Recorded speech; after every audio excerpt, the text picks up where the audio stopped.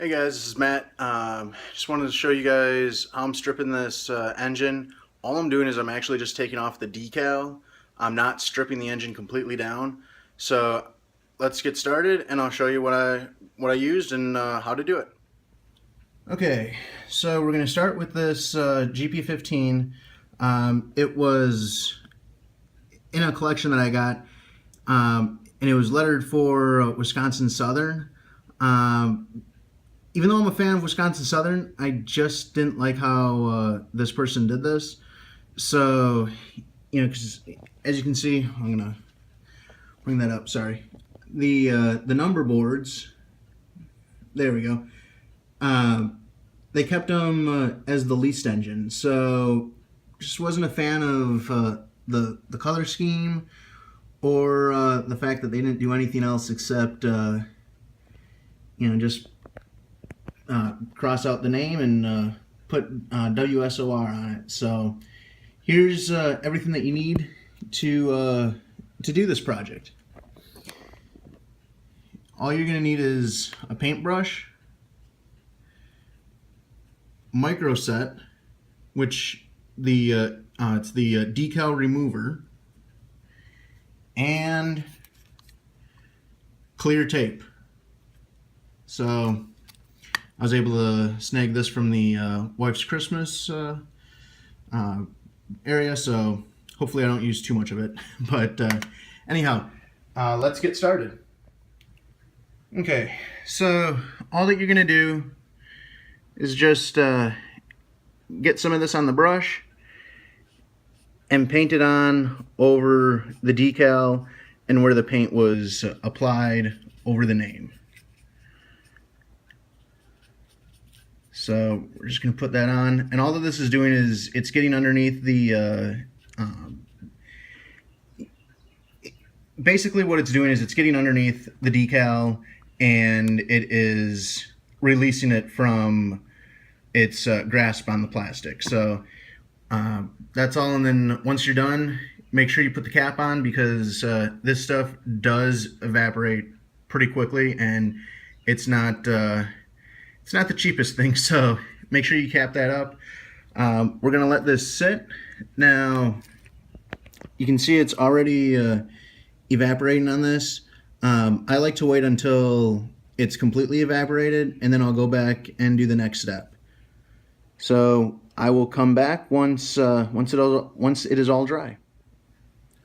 Okay, so now we're back. You can see it's dried. All I'm going to do is take some Scotch tape and just take a piece, put it on there, firmly attach it, and then remove it. So I will show you that in a second. I apologize, I just have to put the phone down so that I can get the tape put on, but I will show the rest of it. So 1 second.